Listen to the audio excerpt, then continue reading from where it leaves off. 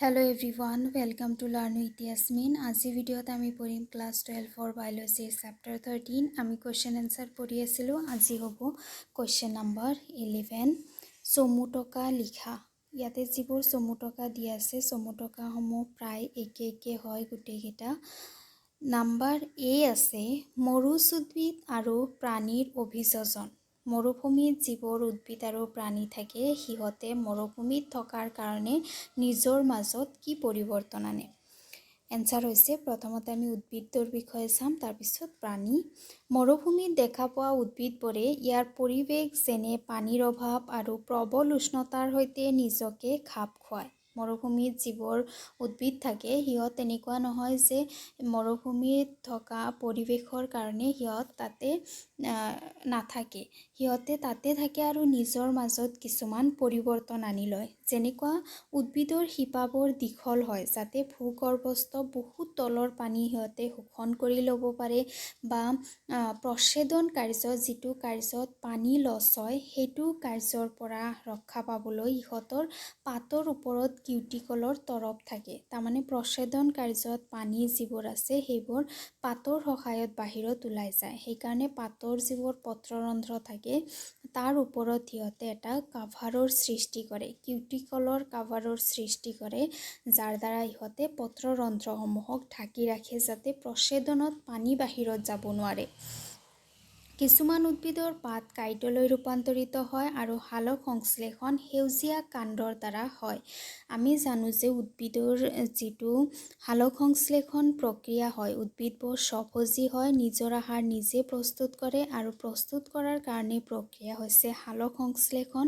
সালোক সংশ্লেষণ পাতৰ দ্বাৰা হয়, কিন্তু যিহেতু ইয়াতে পানী কম পৰিমাণে থাকে, পাতৰ পত্ৰৰন্ধ্ৰৰে পানী গুচি যাব পাৰে, সেইকাৰণে ইহঁতৰ পাতসমূহ কাইটলৈ ৰূপান্তৰিত কৰে আৰু সালোক সংশ্লেষণ ইহঁতৰ যি সেউজীয়া কাণ্ড থাকে গছৰ সেই কাণ্ডৰ সহায়ত সম্পূৰ্ণ কৰে। প্ৰচ্ছেদনত যাতে পানী ওলাই নাযায় সেইবাবে পত্ৰৰন্ধ্ৰ দিনত বন্ধ থাকে। প্ৰচ্ছেদন কাৰ্যত দিনত বেছি গৰম থাকে, গতিকে পানী যাতে বাহিৰত ওলাই যাব নোৱাৰে সেইকাৰণে ইহঁতে পত্ৰৰন্ধ্ৰসমূহ দিনৰ ভাগত বন্ধ কৰি ৰাখে। তাৰপিছত মৰুভূমিত পোৱা প্ৰাণীবোৰে কেনেকুৱা ধৰণে অভিযোজিত হয়। মৰুভূমিত দেখা পোৱা প্ৰাণীবোৰ যেনে নিগনি, কাংগাৰু, সৰীসৃপ প্ৰাণী, সাপ আদিয়ে নিজক এই পৰিৱেশত অভিযোজিত কৰি লয়। মৰুভূমিত কিছুমান প্ৰাণী দেখিবলৈ পোৱা যায়, যেনেকুৱা এটা কাংগাৰু এন্দুৰ আছে, কিছুমান সৰীসৃপ প্ৰাণী আছে যেনেকুৱা জেঠী, তাৰপিছত সাপবোৰ থাকে। ইহঁতে এই পৰিৱেশত বাস কৰাৰ কাৰণে বিভিন্ন ধৰণে নিজকে অভিযোজিত কৰে। যেনেকুৱা এটা এৰিয়া আছে, এটা মৰুভূমি আছে যাৰ নাম হৈছে আৰিজোনা মৰুভূমি। তাত বাস কৰে কিছুমান কাংগাৰু এন্দুৰ, আৰু এই এন্দুৰবোৰে নিজৰ জীৱনত কেতিয়াও পানী নাখায়। ইহঁতৰ শৰীৰটো এনেকৈ অভিযোজিত হৈছে যে ইহঁতক গোটেই জীৱনত পানী নাখালেও ইহঁতে জীয়াই থাকিব পাৰে। আৰু কাংগাৰু এন্দুৰে বাহিৰৰ পানীৰ অভাৱ শৰীৰৰ স্নেহ পদাৰ্থৰ জাৰণ ঘটাই পূৰণ কৰে। তাৰমানে ইহঁতে পানী নাখায়, কিন্তু সিহঁতৰ শৰীৰত যিবোৰ স্নেহ পদাৰ্থ থাকে সেই স্নেহ পদাৰ্থবোৰৰ জাৰণ ঘটালে সিহঁতৰ পানীৰ যিটো পিয়াহ সেইটো শেষ হৈ যায়। প্ৰস্ৰাৱৰ কাৰতা বঢ়াই ল'ব পৰা সামৰ্থ্য আয়ত্ত কৰে। ইহঁতৰ যিটো ইউৰিন থাকে সেইটো ইউৰিনটো গাঢ় কৰি লয়, যাতে যেতিয়া বৰ্জ্য পদাৰ্থ নিষ্কাশন হয় তেতিয়া খুব কম পৰিমাণে পানীহে ব্যৱহৃত হ'ব পাৰে। ৰেচনত যেতিয়া বৰ্জনীয় পদাৰ্থসমূহ বাহিৰত যায় সেইটো সময়ত যাতে পানী কম পৰিমাণে ব্যৱহাৰ হয়, তাৰ কাৰণে সিহঁতে প্ৰস্ৰাৱৰ যিটো গাঢ়তা সেইটো বঢ়াই লয়। মৰুত যিবোৰ জেঠী থাকে, সাপ থাকে, সেইবোৰে ৰাতিপুৱাৰ ভাগত ঘূৰি ফুৰে, কিন্তু দুপৰীয়া সময়ত তাপৰ পৰা ৰক্ষা পাবলৈ নিজকে গাঁতত সোমাই ৰাখে যাতে শৰীৰত তাপ নপৰে। এই ধৰণৰ অভিযোজন মৰুচ প্ৰাণীত পানী সঞ্চয়ৰ বাবে হয়, আৰু এনেকুৱা ধৰণৰ অভিযোজন উদ্ভিদ বা প্ৰাণীয়ে এইকাৰণে কৰে যাতে ইহঁতে পানী সঞ্চয় কৰি ৰাখিব পাৰে। সিহঁতৰ যিটো বাসস্থান সেইটোত পানীৰ অভাৱ থকা কাৰণে ইহঁতে এনেকুৱা ধৰণৰ অভিযোজন নিজৰ মাজত কৰি লয়।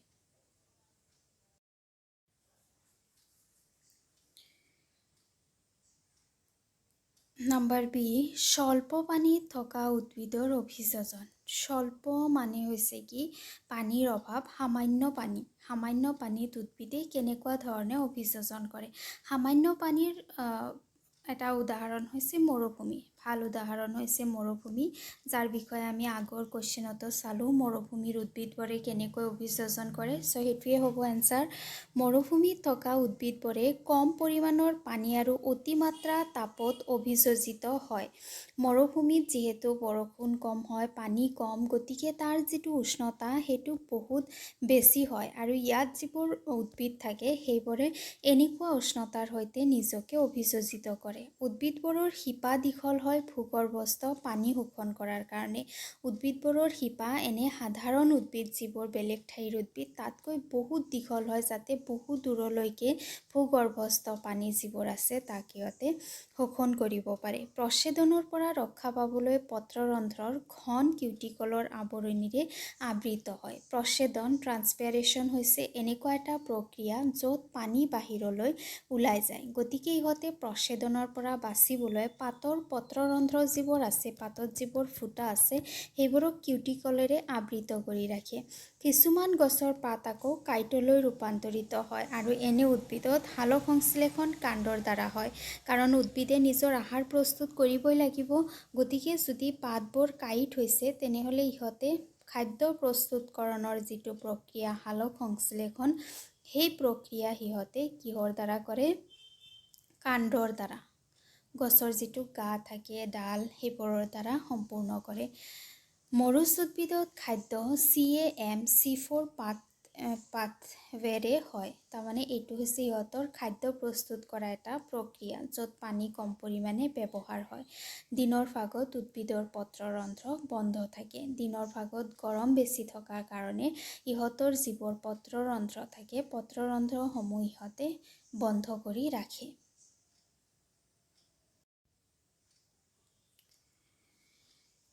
চি, প্ৰাণীৰ আচৰণ সম্বন্ধীয় অভিযোজন। তাৰমানে কিছুমান প্ৰাণী এনেকুৱা আছে যিবোৰ প্ৰাণীৰ ভিতৰৰ যিটো উষ্ণতা সেইটো স্থিৰ নাথাকে। বাহিৰৰ উষ্ণতা পৰিৱৰ্তন হ'লে ইহঁতৰ ভিতৰৰ উষ্ণতাৰ পৰিৱৰ্তন হয়। তেনেকুৱা প্ৰাণীয়ে কিছুমান আচৰণমূলক পৰিৱৰ্তন নিজৰ মাজত আনি লয়, যাতে ইহঁতে নিজৰ বাসস্থানত বৰ্তি থাকিব পাৰে।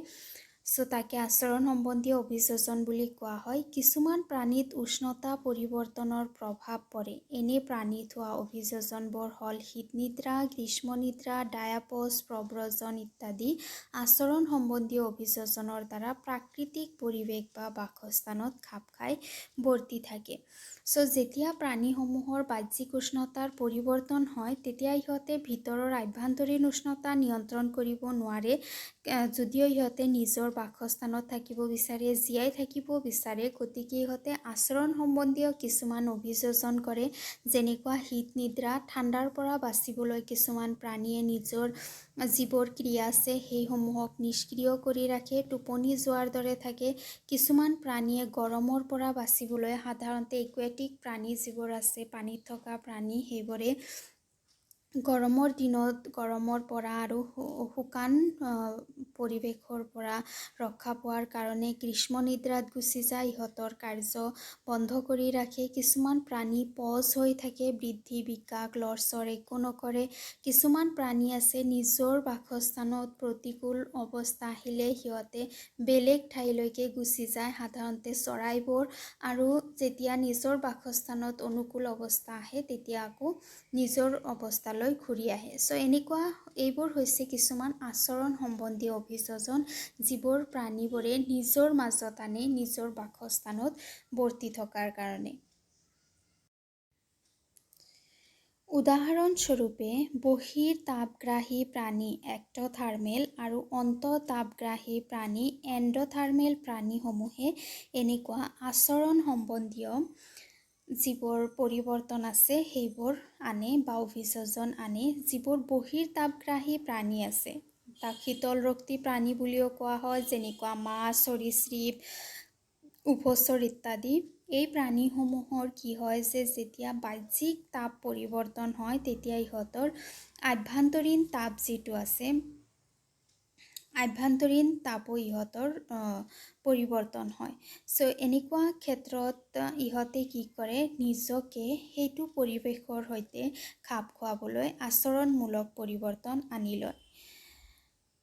যেনেকুৱা মৰুভূমিত থকা জেঠীবোৰে ৰাতিপুৱাৰ ভাগত ঘূৰি ফুৰে, কিন্তু দুপৰীয়া উষ্ণতা বৃদ্ধিৰ লগে লগে ইহঁতে গাঁতত সোমাই যায়। আনহাতে যিবোৰ অন্তঃতাপগ্ৰাহী আছে, উষ্ণৰক্তি প্ৰাণী, ইহঁতে চৰাই, স্তন্যপায়ী গ্ৰীষ্মকালি গৰমৰ পৰা ৰক্ষা পাবলৈ গ্ৰীষ্ম নিদ্ৰাত আৰু শীতকালি ঠাণ্ডাৰ পৰা ৰক্ষা পাবলৈ ইহঁতে শীত নিদ্ৰাত গুচি যায়।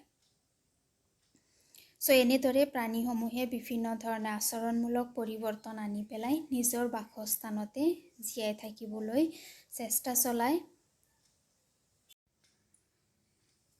ডি, উদ্ভিদৰ বাবে পোহৰৰ গুৰুত্ব। উদ্ভিদক পোহৰ কিয় প্ৰয়োজনীয় হয়? সূৰ্যৰ পোহৰ উদ্ভিদৰ বাবে একমাত্ৰ শক্তিৰ উৎস।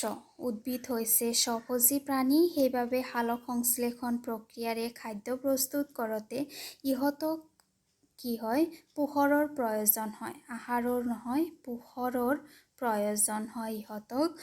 চ' উদ্ভিদ যিবোৰ আছে সেইবোৰে নিজৰ আহাৰ নিজে প্ৰস্তুত কৰে, আৰু নিজৰ আহাৰ নিজে প্ৰস্তুত কৰাৰ কাৰণে ইহঁতক এটা মুখ্য উপাদানৰ প্ৰয়োজন হয়, সেইটো হৈছে পোহৰ।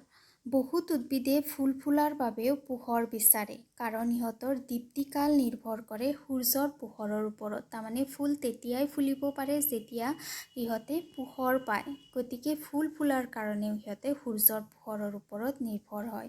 পোহৰ এনেকুৱা প্ৰয়োজনীয় উদ্ভিদৰ কাৰণে, খাদ্য প্ৰস্তুত কৰাৰ কাৰণে, ফুল ফুলাৰ কাৰণে। যেতিয়া ফুল ফুলিব তেতিয়াহে ফল হ'ব, আৰু তেতিয়াহে প্ৰাণীয়ে ইয়াক খাব পাৰিব।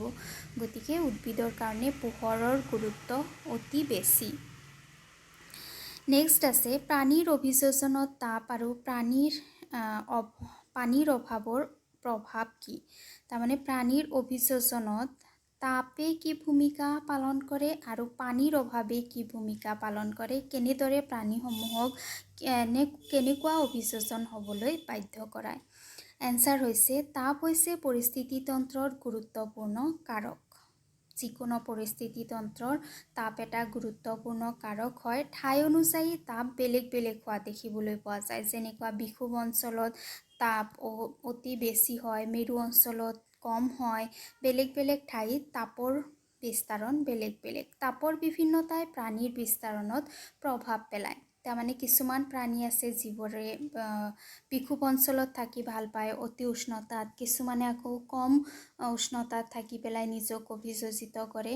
গতিকে তাপৰ যিটো বিভিন্নতা, সেইটোৰ ওপৰত নিৰ্ভৰ কৰি বিভিন্ন ঠাইত বিভিন্ন ধৰণৰ প্ৰাণী থাকে।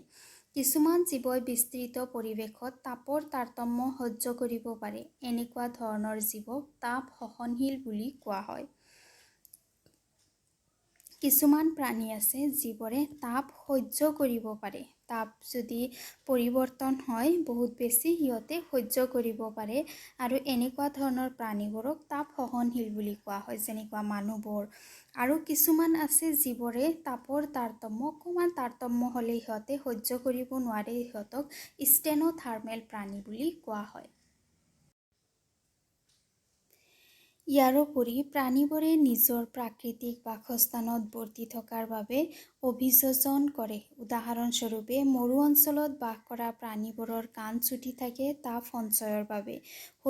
শৰীৰ উষ্ণ ৰখাৰ বাবে ছালৰ তলত চৰ্বিৰ তৰপ গা নোমেৰে আবৃত থাকে। চ' প্ৰাণীসমূহে যদিও নিৰ্দিষ্ট বেলেগ বেলেগ ঠাইত ইহঁতে থাকে, বেলেগ ঠাইৰ কাৰণে বেলেগ বেলেগ প্ৰাণী থাকে, তথাপিও সেই পৰিৱেশতো সিহঁতক অভিযোজন কৰিব লাগে। যেনেকুৱা যদি মেৰু অঞ্চলত যিবোৰ প্ৰাণী আছে, সেই প্ৰাণীসমূহে তাতে বৰফৰ পৰিৱেশত, অতি ঠাণ্ডা পৰিৱেশত থাকোঁতে ইহঁতৰ কাণ যিবোৰ থাকে বহুত চুটি থাকে, কাৰণ কাণৰ সহায়ত ইহঁতৰ শৰীৰৰ তাপ বাহিৰত ওলাই যাব পাৰে। গতিকে অতি চুটি কাণ থাকে।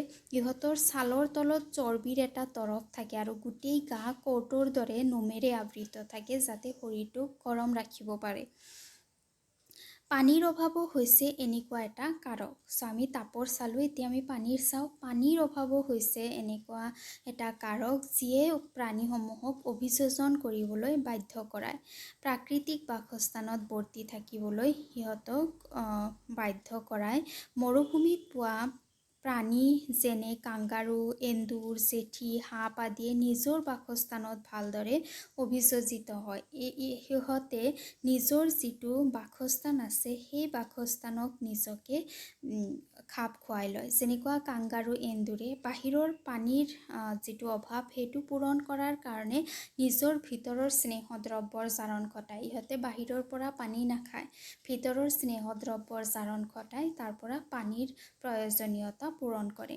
ইহঁতে প্ৰস্ৰাৱৰ গাঢ়তা বঢ়াই লয় যাতে বৰ্জনীয় পদাৰ্থ নিঃসৰণত বৰ বেছি পানী খৰচ নহয়। তাৰপিছত মৰুভূমিত যিবোৰ জেঠী থাকে, লেজাৰ যিবোৰ থাকে, সেইবোৰে দুপৰীয়া সময়ত গাঁতত সোমাই থাকে। ৰাতিপুৱাৰ ভাগত, মৰ্ণিং ভাগত সিহঁতে ঘূৰি থাকিব, কিন্তু যেতিয়াই ৰ'দ ওলোৱা আৰম্ভ হ'ব তেতিয়াই সিহঁতৰ গাঁতত সোমাই পৰে যাতে পানী খৰচ নহয়, ঘাম নোলায়। চ' এনেকুৱা অভিযোজনত পানী সঞ্চয় কৰাৰ কাৰণে হয়। এই প্ৰাণীবোৰৰ অভিযোজন যিটো আছে, পানীৰ অভাৱৰ কাৰণে যিবোৰ অভিযোজন হয় সেইবোৰ পানী সঞ্চয় কৰাৰ কাৰণে হয়। চ' আজি ভিডিঅ'ত ইমানখিনিয়ে। ভাল লাগিলে লাইক কৰিবা, ফ্ৰেণ্ডছৰ সৈতে শ্বেয়াৰ কৰিবা আৰু চেনেল ছাবস্ক্ৰাইব কৰিবা। Thank U.